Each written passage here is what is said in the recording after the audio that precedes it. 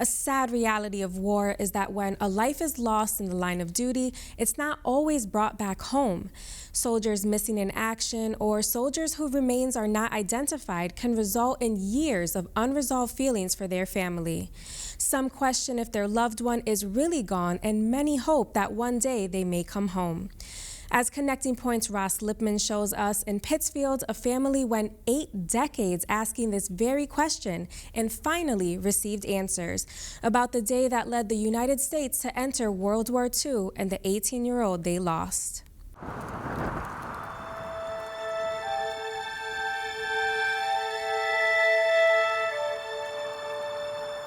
When Pearl Harbor was bombed, everybody in the country knew it. President Roosevelt said in a statement today that the Japanese have attacked Pearl Harbor, Hawaii, from the air. What they didn't know was who's missing, who's accounted for. Every time I asked a question, I got tears, no details. I can only guess that it was because of my uncle's death in Pearl Harbor. You know, he had died at such a young age, at 18 years old, and it was just a grief that the family never got over. Navy Electrons mate 3rd Class Roman W. Sedlowski, known as Raymond by his family, was aboard the USS Oklahoma on December 7th, 1941. It's Raymond's last day on Earth. It was hard to get information about my Uncle Raymond. His picture was up on a wall in the dining room, and every time I asked, about him, tears would stream down my grandmother's face, and same with my mom. You know, he was close to his family. He was a devout Catholic. He started working at General Electric, which is local, industrial town, and for whatever reason, joined the Navy at a very young age.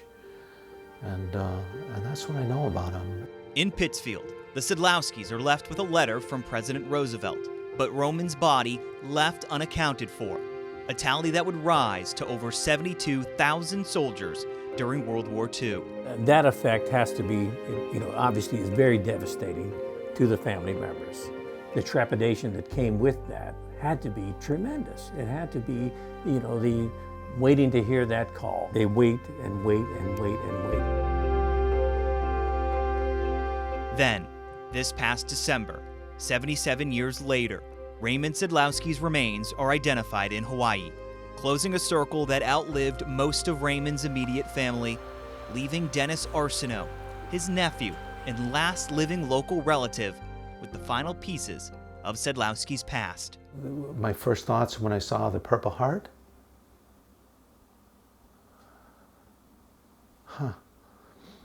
that it's a medal. It's meaningless without context.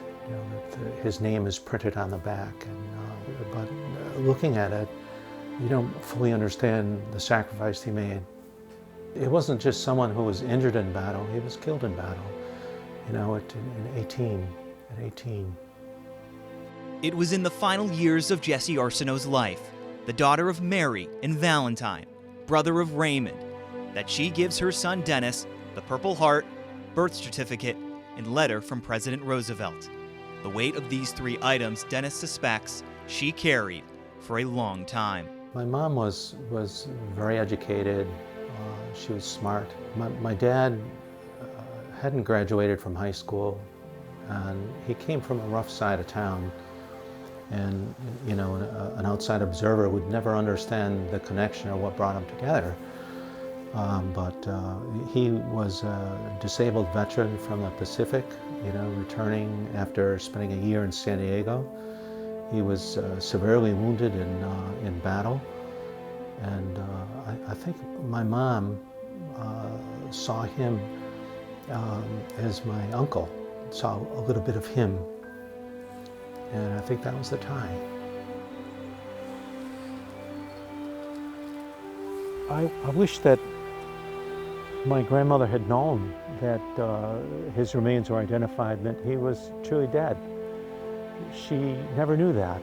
For Dennis, one more question remains left unanswered.